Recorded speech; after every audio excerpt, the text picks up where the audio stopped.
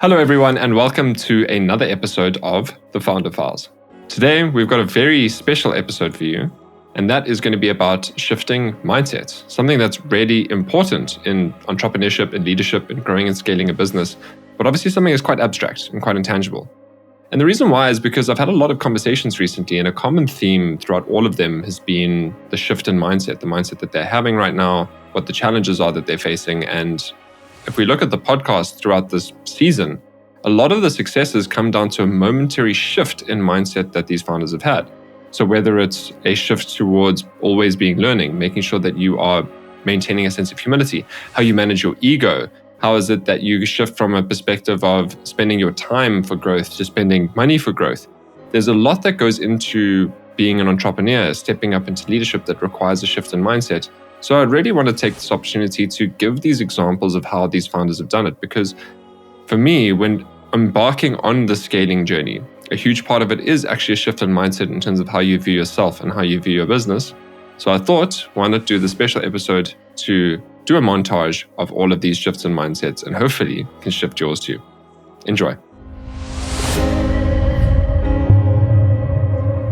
Welcome to The Founder Files, the podcast that's like eavesdropping on a conversation with a successful entrepreneur over a fireside chat.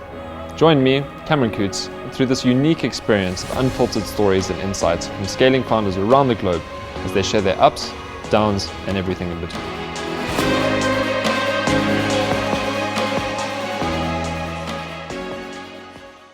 What I want to know is just any other mistakes that you learned in this process of scaling, or any kind of experience that shares that you have with our audience that are scaling as well, that you learned from this, rapid expansion stage of your business.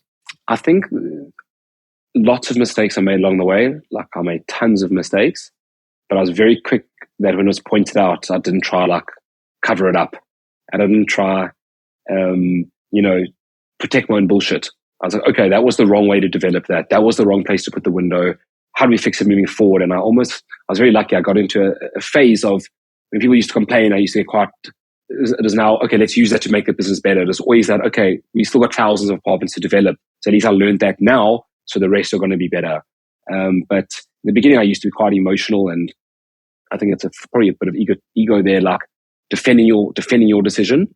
And then I just learned that I don't have all the answers, and my partners have the answers, and together we have all the answers. So when I'm unsure, I just ask them, we debate it, we argue, and we move forward. But I think that's critical, because otherwise you're not working towards growing the business, you're working towards defending your ego. Yeah, that's actually a big difference that a lot of people don't realize that it's happening until kind of the ego calms down afterwards. And you're like, I didn't show up as my best there, but it's in the moment it happens. And I think only through, you can accelerate that through self-reflection, proper self-development work. But the other side of it is it kind of just takes time. And this is how we develop as leaders and how we improve. And as long as we're reflecting on that and thinking about how we can be better, not just in terms of making the business better, but how we can improve as people, I think we'll always get there. I was very lucky insofar as a reaction that I had. It wasn't a conscious choice, so I don't know if I get credit for it, but it was just an instinctive thing that happened, was that I became teachable. To say I made a decision is not capturing the automaticness of it. Because if I was to say I made the decision, I get credit for it, and I don't know if I do. It's something that happened. I lent into being teachable, and I lent into learning about these different cost centers, and I lent into conquering this elephant and eating it bit by bit until I had gotten the different bits of businesses that I wanted and integrated with these different businesses and different cost centers in different ways in order for us to be able to effect delivery for them. To be able to say, although we're owned by MassMart, we actually now do service MassMart instead of just a small portion of it. So before you continue, Simon, I just want to get into that moment, because whether it's I speak to really people that have truly made it, for example, like Nick, our business partner, who was the global chairman for YPO, second biggest IT company in South Africa in the 90s, owned 49% of Dimension Data, owned Dunlop for 12 years, as one does, right? Sure. So there's this on the side, right? Just one of many companies in his private equity portfolio. So just this this element of success is, and it's the same thing with them, whether it's the same thing that a lot of founders have probably heard from VCs about the importance of coachability, right? And I think the hard thing about coachability is a lot of people say, I'm open to learning new things, I'm open to suggestions, right? I'm open to not being right, but that none of this necessarily equates to being teachable and being coachable. I think there's a very different mindset to that. So I just want to unpack, when you say about this moment that you chose to become teachable, one, what specifically happened that led you being A to B, like essentially not teachable to being teachable? And then how would you define what teachable was in that sense? In the acquiring phase, I got a big signal that we were a good thing. And so my mindset was that we had made a good thing.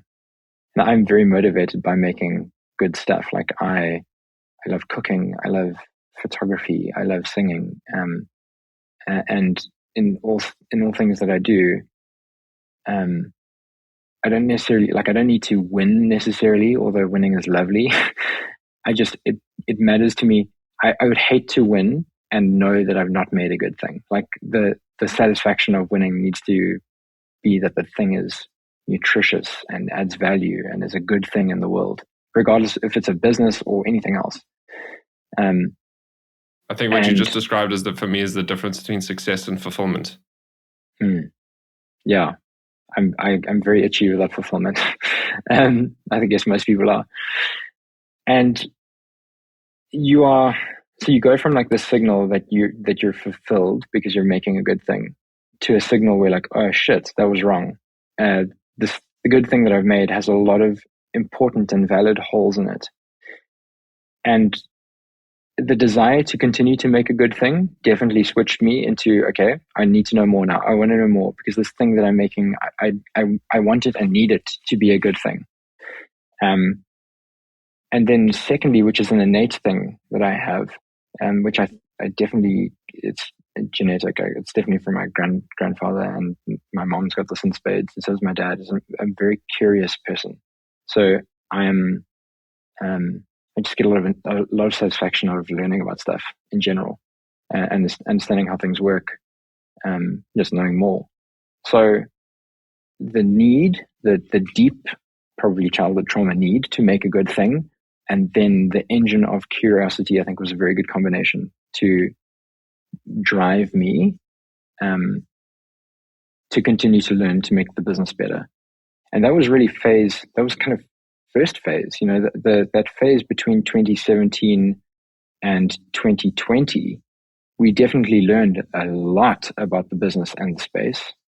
And I thought when we got to 2020 that we'd learned everything we needed to learn. And I got a second shock in 2020 when I again was put on my ass and realized how little I knew about the space and the science of this, and where the product was at. And that was when Walmart came in 2020, and that transformed the business in a big way, and definitely transformed me. I'd say the final 3 years of the business were the most important for both myself and for WumDrop.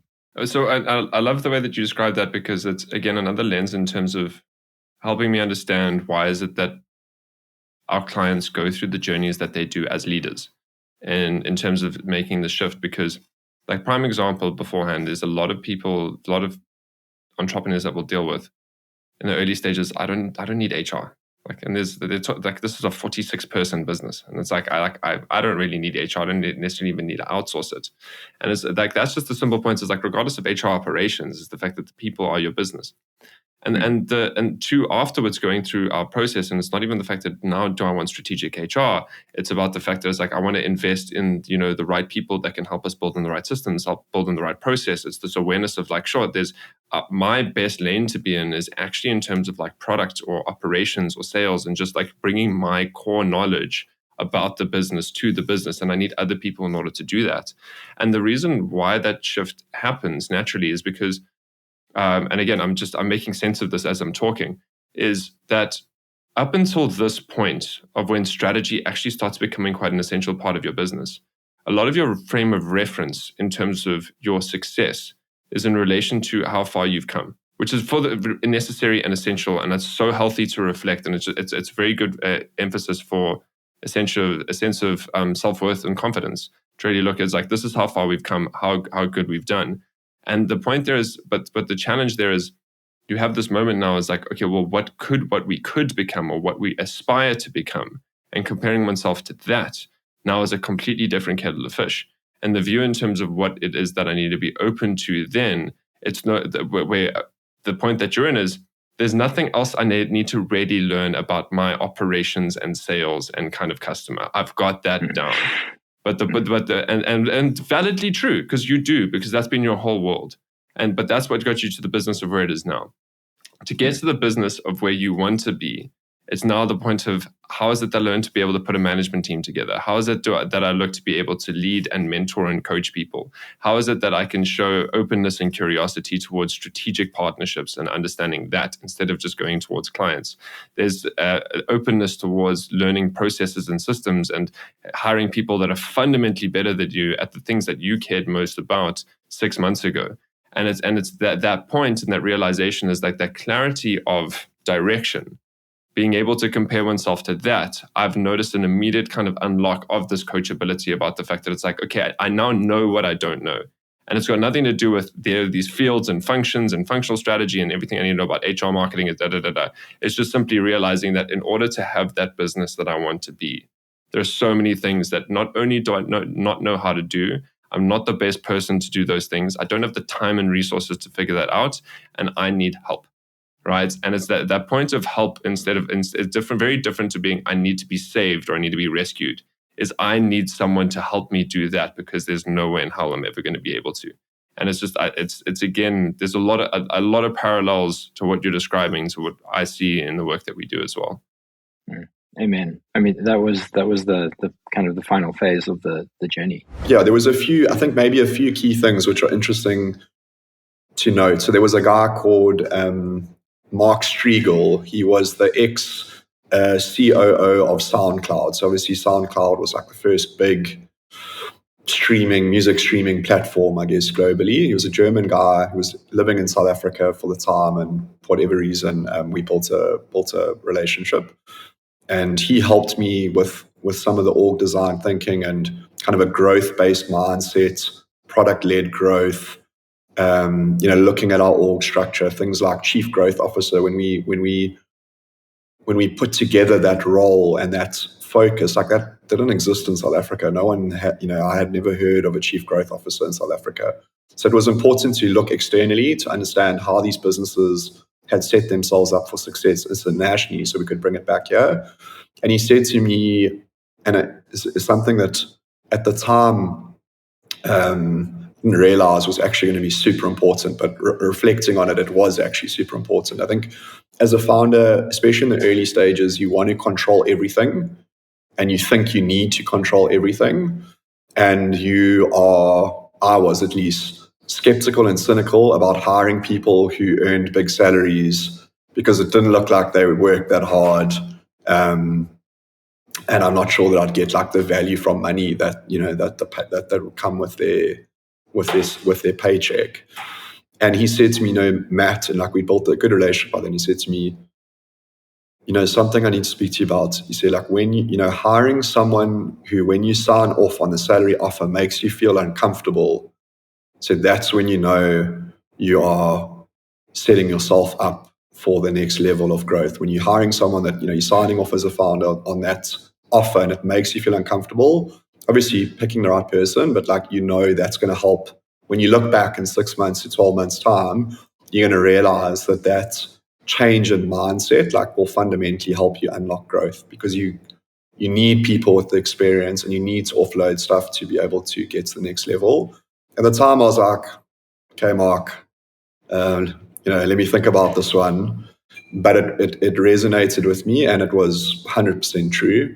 So I think hiring people who know more than you, obviously if you can attract them and, if you're willing to take that sacrifice, is worth it. And then the second thing is, I was very fortunate to be able to go and spend a bit of time at Stripe in Ireland. And they kind of took us through, I guess, two things which were very important. One is an induction process. It's like, when people start at Stripe, here's an induction pack we give them. We're like, induction, what is that? It's like, no, you basically, you set people up for success. You take them through different parts of the business. We give them a pack. They get a T-shirt. They get this. They get that. And that was something we brought back into our business, and it helped us set people up for success. But in that induction pack, there was a book that they gave me called the High Growth Handbook. It's written by someone called, I think, Elad Gill. And it's a very practical, detailed book with multiple chapters on how to build basically a high growth business. And it covers everything, every single part of the framework you need to succeed. So that book was super fundamental, and I used to call it the Bible. Like, I would literally just go and sit and refer back to it, and then we'd be hiring a product manager, and there's like a section, how to hire a product manager, what questions you should ask a product manager in an interview, like at that level of granular detail. So these are like little gifts, I guess, that the universe gave me along the path as I was seeking out knowledge and information. And those are 2 or 3 of the things that I think were super valuable for me personally, and changed maybe some of how I thought and how I constructed, my thinking with the team. Yeah. So one thing that really stuck for me from what you said was just this shift around when you're signing off a salary that makes you uncomfortable, and the mindset shift that it changes there. I love that because it's such a critical moment in the way that I view it, is that when you're a founder, so much of what's got you to the point of where you are, even post-product market fit, post-profit, is exchanging my time to solve problems to grow my business. And now when you get into the scaling journey, you now shift from, instead of exchanging your time for growth, you now need to start exchanging your money for growth. And that's a very different mindset. It's very uncomfortable when you first do it, but it's those decisions that you need to make, and doing that with clarity, with confidence, and with peace of mind that this is actually going to pay off is the really tricky obstacle that I see a lot of founders really struggling in that scaling journey because of that, not necessarily the element of control, but that shift of changing from spending my time to spending my money, and believing that that's going to pay off. I find that that's a big chasm for a lot of people to behaviorally cross. Yeah, 100%. And I agree with you, it is. And again, maybe coming back to the blitzscaling book, it speaks about, I guess, the different stages of growth. So a family is 0 to 10 people, a tribe is 0 to 100 people, a village is 100 to 1,000 people. And at those different levels, or different, parts of your growth, how you manage people, how you can be effective, how you can scale is very different. And I guess it's linked to that, when it's 0 to 10, we would have lunch around the same table every day. When it was 20 people, same thing, 30 people. So everyone in the business understood where we were going, what we were trying to achieve, what the obstacles were, etc. When we got, when you get to 100 people, that changes because it's not effective for me to speak to 100 people on a daily basis. And it also links to, I guess, from a growth perspective, like as a leader, the way that you have to think to get to that next level, you need good people around you, who deeply understand their own craft. They've been through growth cycles in other businesses. They've got learnings that they can bring to the table so that you don't have to make all the mistakes yourself and learn from them. But it is a big mindset shift. And I think it's also trust, right? So I think as a founder, when you have a small team, you're very reliant on people, and you're very reliant on what you can do from an output perspective, but trusting other people and being able to let go of certain stuff and realize that actually this person knows more about this thing than I do. And, 90% of the time they're going to get it right. Therefore, I should give them the space to do that and, dip in when I need to. Like, it is a big mindset shift.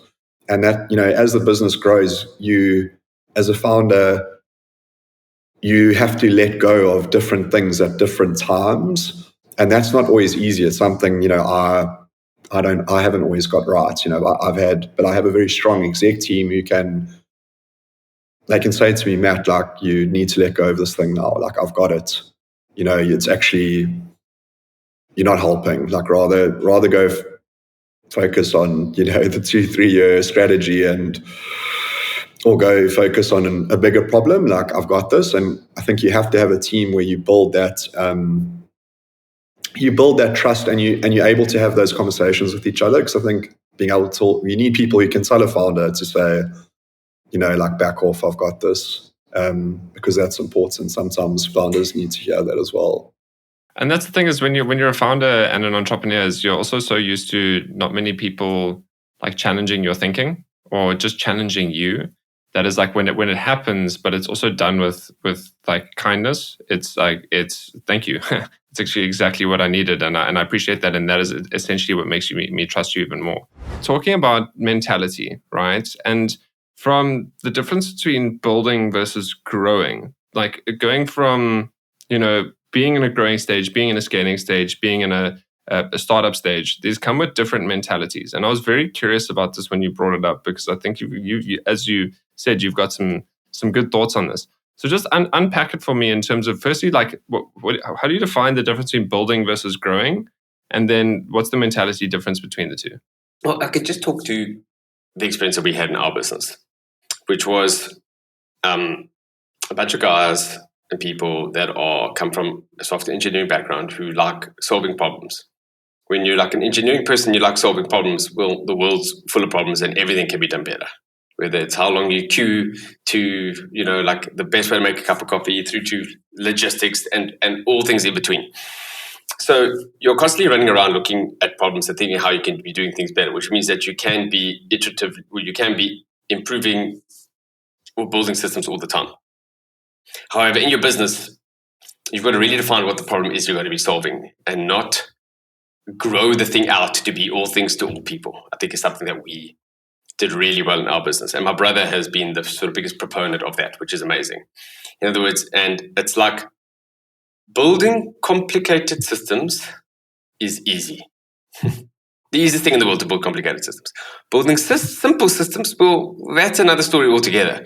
To make it simple, like simplicity is the ultimate sophistication at the end of the day. So how do you take these things that are hell of a complicated and really dumb it down, for lack of a better word, to like a simple way of doing it, or simple processes, which I guess has been the mantra for your Mac or iPhone, etc. at the end of the day. You have the one side is like, let's juxtapose it, like Android, where you can fiddle and change everything, and iPhone, where certain things are just done the way it does, and that's how it works. You can't change it because they've defined that's the best way. In other words, Henry Ford said, if you ask everybody what they wanted a faster horse. It's like not a car. And you don't get, the other saying is like, you don't get to a light bulb by iteratively improving a candle. Are the two things that I heard, which is quite interesting. So in that same way, it's like when people are asking you to add stuff on, if don't you have this feature, don't you have that feature, etc., is to work out what is actually core to the system, what should you be adding, and what should you be not adding and removing. And the question you should always be asking is, what can I be taking away from the system? Not what can I be adding. In other words, to invert the problem. And in asking those questions allows you to build a system that does probably a little bit less, just hell of a well. And those other extreme use cases that you end up building for are such outliers that doesn't actually have a material impact of your business. So it's the willingness to go when you're seeing someone and say, oh, can you do X or Y? I say, we don't do X or Y. This is what we do. It's like we're a can opener. We only open cans. We're not a paintbrush, yes. And a fridge and all these things together.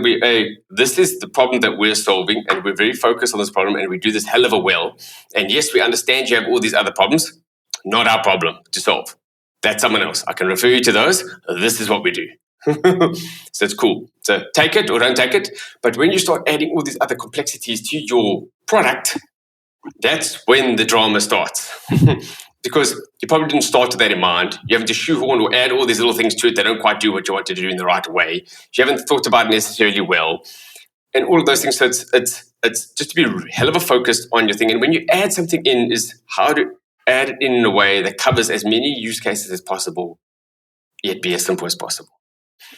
And I think, if you look at the magic that we had in our business, that I think was a critical part. It's how do you take this whole big thing, which is warehousing, logistics, supply chain, and package it into a hell of a simple system.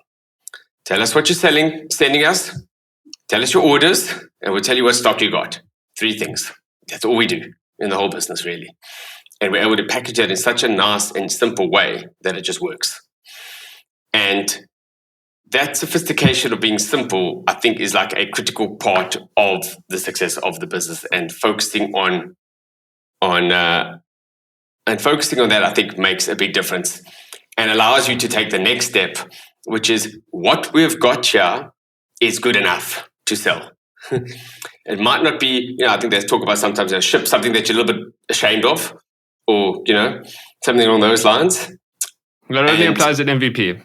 Only applies to the MVP, I would agree with you there, but you've got to ship an MVP or something that you're a little bit squalm about, learn through that process, but the fact that it doesn't do everything, you've got to be okay with.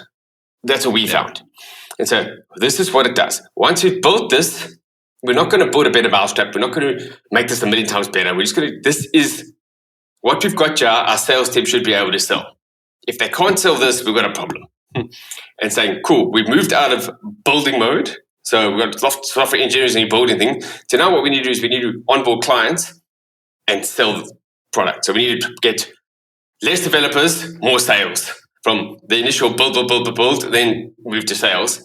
And for us, that shift from a product building-led organization, which is cool, to maintain that product focus, obviously, and to a sales-led organization where what happens in sales feeds back and we see what we need to do, was one of the big shifts that we had to undertake in our business, which led to the success of the business, I think.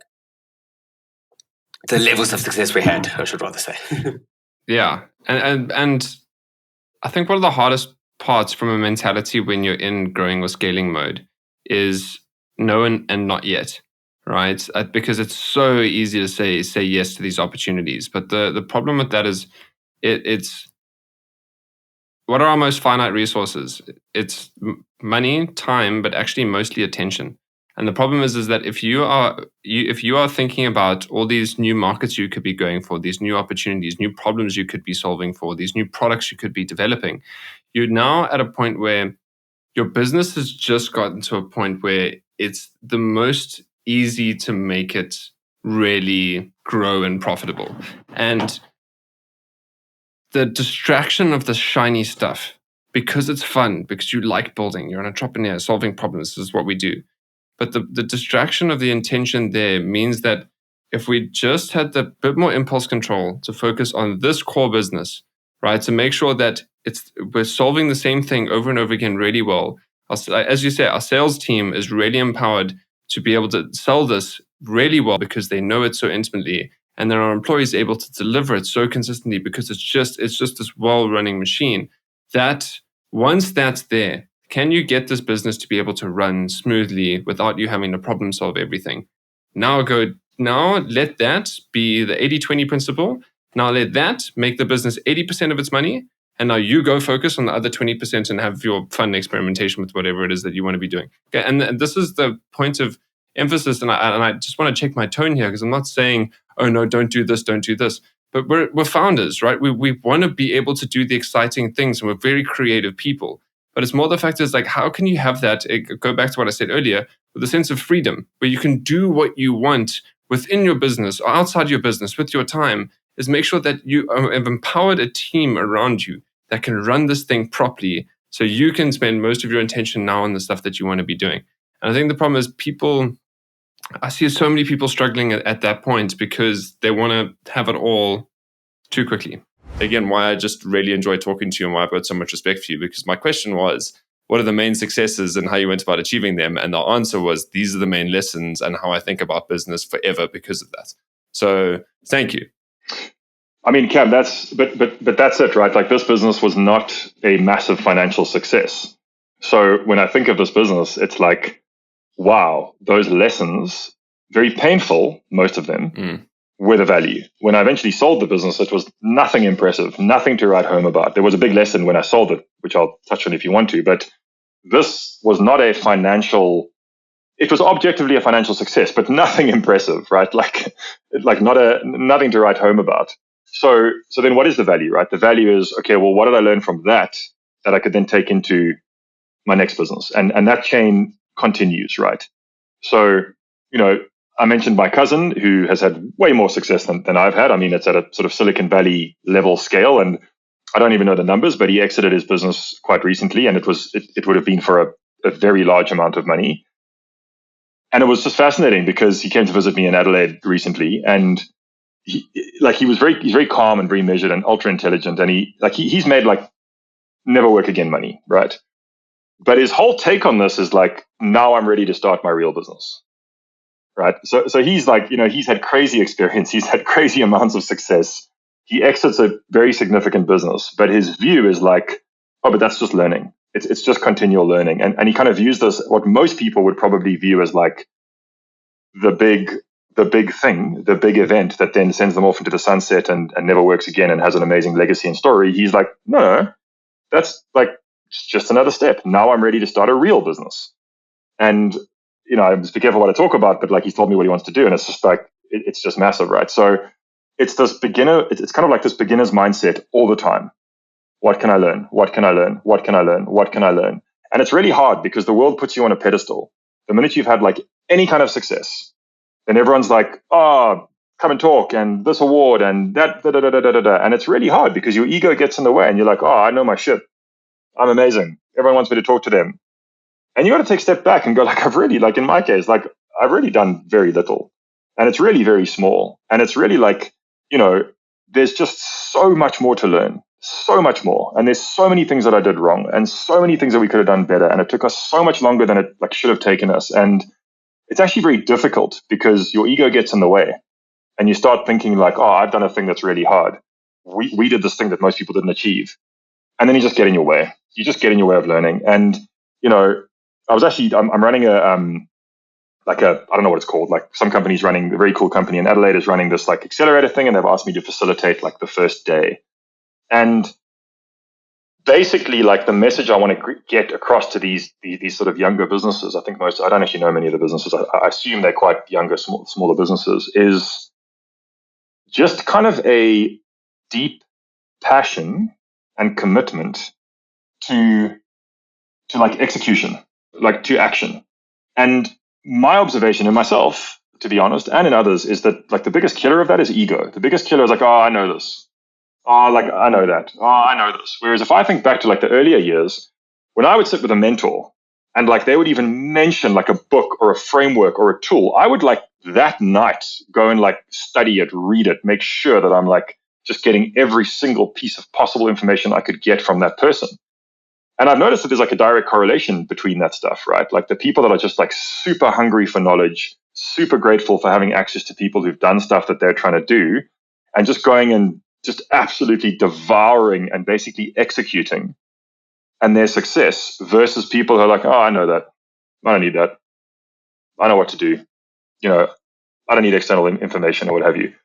Direct correlation. And I think it's quite insidious because when you've had some success, your ego sort of jumps up and then your openness decreases and that beginner's mind sort of decreases. Where if you look at some of the most impressive people in the world, you'll see that there's an amazing amount of curiosity in a lot of these people.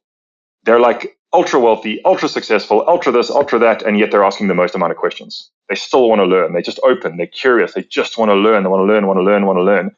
And that's, to be honest, that's been a struggle for me. It's your ego goes up and then you realize, oh my God, I've done nothing in comparison to most people, but then someone else will put you on a pedestal and then it goes down and then it goes up and then it goes down. And if you're a person that can keep we were using this word earlier, equanimous mind, I'm just learning. I just can never know it all. I've just got to learn, figure out what excellent looks like, emulate that, execute.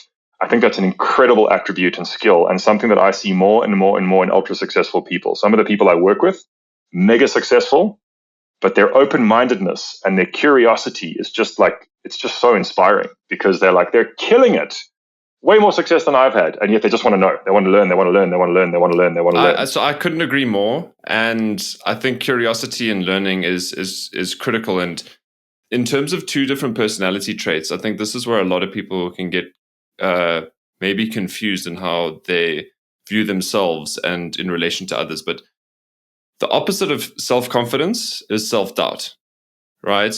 But the opposite of humility is arrogance. And these are two different things. So the point is, it's the opposite of, people think the opposite of confidence is humility, and the opposite of arrogance is doubt. And these are two different dimensions. And the reason why I bring this up is because the thought I had when you were sharing that about curiosity, I was like, yes, I fully agree. But when do you celebrate? When do you look back and acknowledge that was still good enough, that was still successful to me, that I can do that? And I think that's also a fundamental part of the journey, because looking back, I feel like when we talk about this journey, it's very difficult to enjoy the journey moving forward. It's also very difficult to enjoy it in the present, because it's not exactly, especially in Western society, not what we're like trained or wired for. But having these small little milestones where that was great, I did well, I'm really happy with that, I'm proud of the team, I'm proud of what we managed to achieve.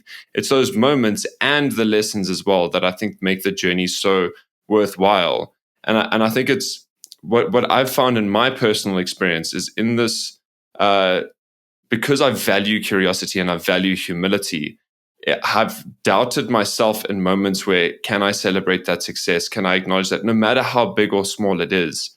And just in my own relationship with myself and figuring that out is it's possible to do both. And I think it's super healthy to be able to do both as well. And that's just my 2 cents on that.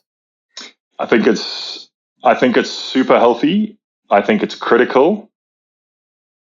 I experienced that as extremely difficult and extremely rare. So I have absolutely no argument in anything you've saying at all. Nothing. My experience share on that is, let me put it like this. In our weekly leadership team meeting at NONA, we literally built in a discipline that basically was celebration. Why did we build in the discipline? Because we never ever did it. We never did it, right? We had to literally learn and force ourselves to celebrate, because what would happen, and I've seen this time and time again with high performing, let's say in quotation, high performing people, is 99 things would be going amazingly well. Revenue would be up, margin would be up, free cash flow would be up, we'd win an award, land a new contract, I don't know, hire some cool people, you name it. But one thing would be wrong. And all we would fixate on would be the one thing that's wrong, even if it wasn't big. That's all. And it wasn't on purpose. It was just where we went. It was where our minds went. And I think it's quite natural for entrepreneurial type people to be in that mindset. It's not healthy. Let me be clear about this, but it's rare. So I still struggle with that today. I did a little post on LinkedIn today giving a share of the first 6 months that I've been doing this coaching stuff full time. Quite a vulnerable sort of share, which I like doing on LinkedIn because I often get good kind of feedback and direct messages, and I find it quite good for accountability and reflection. I've worked with the stats are on there. I think in 6 months I've worked with 14 businesses. I think 6 one-on-one relationships with founders, and probably total number of people probably about 70 people. Net Promoter Score is I think 9.89. One person out of all of those people didn't like the work that I did. It wasn't even a client. It was a person on the leadership team of a client. One. That is all I ever think about. And I see myself doing it. And I still can't stop. Right? I'm not saying it's good. If you're listening to this is not me telling you to do that. This is me saying don't do what I do. I just fixate on this one person. I allow this. And he's not even doing anything wrong. He didn't get value in what I was doing. Of course, not everyone's going to get value in what you're doing. Of course, you shouldn't try and make what you're doing valuable to everyone. But that's all I can think about. It's all I ever think about when I think about value, when I think about, ratings. And then I start telling myself the stories. But the other 69 people that rated between 9 and 10 and have given me like this feedback and that feedback, they didn't actually know, and so the story begins, right? What we spoke about offline is how much I personally care about the topic of freedom for entrepreneurs. And it's like, how can we achieve a meaningful state of freedom in our lives when we're really doing what we want with our time and our money? And, Emilian has gotten to that point in many ways where you're flying over the world, you're building a second business, and you're doing this, when you've already scaled Ilara to a point, but you're still very much on that like upward curve, and there's still so much scale to be achieved. And so I just before even going into the subtopics, I just really want to understand, you're just how you got there and what life is like having this level of autonomy. Yeah, I wouldn't envy. And I think a lot of people think, well, entrepreneurs is cool. You work from wherever you want. You do. It's not that, right? We, sometimes my wife is telling me, "Rudy, you chose your life. Don't complain anymore, right?" Because sometimes I'm like, I have friends that have jobs from 9 to 5. They make way more money than I do, and are they happy? I don't know, but. So it's a difficult choice, right? It's a difficult choice because there are a lot of uncertainties. You run a business, you never know if this business is going to succeed. You put all your energy, all your savings, everything you have. You obviously it takes a toll on your health, on your family, on your friends, on your life, on your time. So it's a tough one. It's a tough choice, right? But I think everything comes from belief and motivation and goal. And what makes me wake up in the morning is my goal in life of helping people live healthier and longer lives. And that's very personal. I had significant health issues 10 years ago, and then over time, because I completely screwed up my health by working like a maniac and traveling and not eating properly, not moving, not taking care of myself, and this, and plus I have friends. I'm 50 now. I have friends who started to actually have problems. Some of them passed away because of heart attacks and other problems, right? Cancers, family members. So I made a goal, an obsession rather, to help people around me, myself included, and people who want to get help.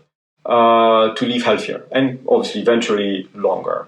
And now the question is how to transform this goal in life into something which can also sustain financially. So that's how Ilara Health came, with this goal of bringing access to better quality of care and diagnostics first in a world where people do not have access to this.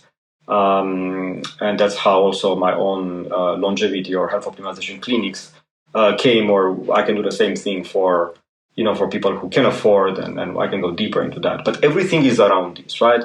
But very, very important is a life of entrepreneur is not healthy. And I have so many friends who tell me the same story. We work like maniacs for 5, 6, 10 years. We screwed up our health. Now we try to fix it, right? And some of friends of mine whom I help on with my longevity clinics in Cape Town, I see this problem coming over and over again, and I'm not sure it's right? Because on one side you spend so many years by breaking yourself, and then you try to fix it. Sometimes it's possible, right? It's never really too late, but there's always something. You can't fix everything. So it's so important for entrepreneurs, and maybe it's easier to theoretically than practically, but it's so important to take care of our health, mental, physical, emotional health, right? Having people around you to support you. Luckily, I have a family who supports me. I have friends. I take care of my health, but I didn't do it earlier in my life. So it's very, very, very important, because when I see people failing because they work themselves to death, and I don't think that's bad. That's good for themselves. It's not good for the investors. It's not good for anyone. It's a very fine line, right? It's difficult because we need to work nonstop, right? But how? At least in my case, I've been trying in the past 5, 6, 7 years to find this balance where I can take care of my own health. It helps me actually making better decisions. It helps me working faster. So it's not about the length, but it's about the right decisions to make. And this helps everyone around me. Myself, the business, my family, my friends, everyone. I also love the way that you answer that question, because when it came down to essentially your own freedom and autonomy, where it starts off with is again, I'm going to take this on a bit of a detour, but the intrinsic motivation. So intrinsic motivation consists of purpose, mastery, and autonomy. So purpose is, do I believe that I have a purpose and what I'm doing is making a contribution to people that I care about or something that I care about that's bigger than myself? Autonomy is, am I able to do I have control over how I spend my time and how I go about living that purpose? And then mastery is, do I feel like there's a continuous level of challenge and improvement in how I am developing in living that purpose? And for you, even though I asked the autonomy question, you answered this on an intrinsic motivation answer. Because the point for there, what I see so much in what you've said is quite a significant shift in not just mindset, but also values and purpose.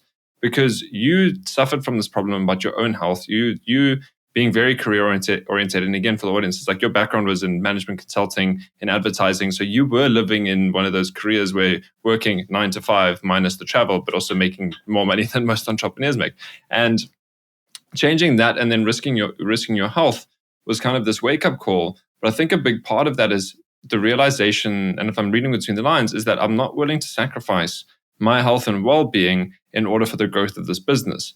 And naturally, the consequence of that in terms of that mindset is, how is it that you prioritize yourself, your health, and your loved ones and whilst running the business? And then naturally what happens afterwards is you now have this freedom to be able to do both.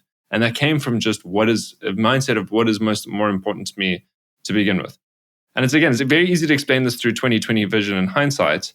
But if I'm reading between that, it seems like the biggest shift for you was just the mindset of what's important. No, 100%. Mindset is super important. Look, it's not an easy thing, right? I mean, I didn't change suddenly, and I didn't change a long time ago. It's been a continuous change. Even today, I need to fly left and right, which is not very healthy. And I can't say that I own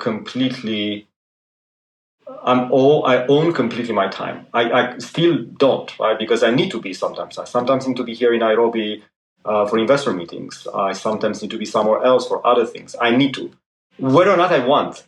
So I wish I was, I dream of the moment, of the day where, I can 100% take ownership and say, look, I do what I want, but I can't even now.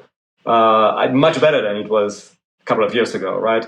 So I think mindset is important. Finally, very often we say we don't have time, right? Well, it's about priority, right? So you prioritize something versus something else. You don't have time for a family because you have business. Well, but then business is more important than family, right? But I think it's easy to say, we do whatever we want. We can be wherever we want. It's not really that. When you run operating businesses, you need to be on the ground, at least, or you need to have an amazing team who executes on the ground. And in a startup world where that venture is not yet profitable or is still not there, is not that obvious, right? So I'm not I'm not yet there. I hope. My mind is there, right? I made my decisions. I know what I want, but I still need to compromise on things until I get there. And that's actually why I really wanted to talk about this, is because it's also a wake up call to me at certain points, whether it's exercise or spending more time outside or spending more time with friends, and then I'll take 2 weeks to reply to a WhatsApp message, and it's like, sorry, I'm just so busy and occupied. It's a prioritization thing. I'm allowing my business to be more important, and I'm no different than almost every other entrepreneur out there.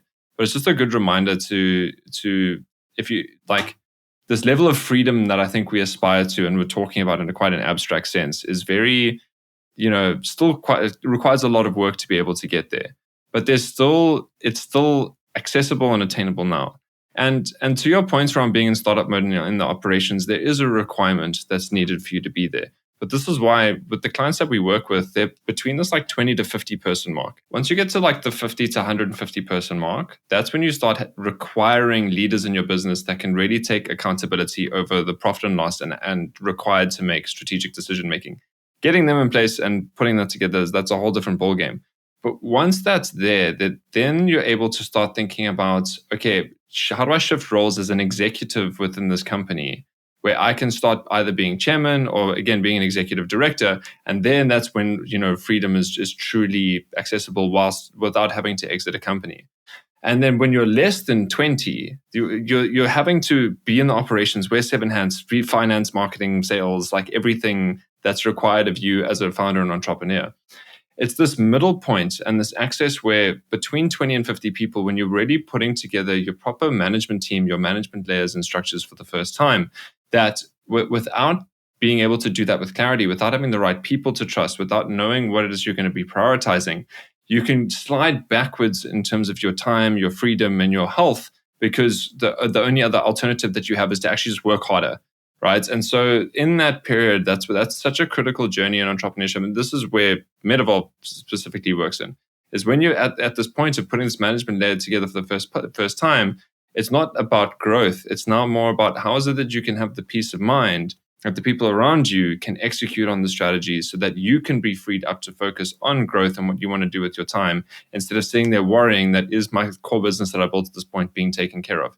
And it's not just around that for me is the difference between, hey, this freedom concept is easier said than done, right? It's once you're able to have that peace of mind that your team can execute, that's when it's there. And from my understanding, you've been able to build that team around you. So I hope you enjoyed this unique and special episode of the Founder Files. I mean, obviously the topic of shifting mindset, just as psychology, is always going to interest me.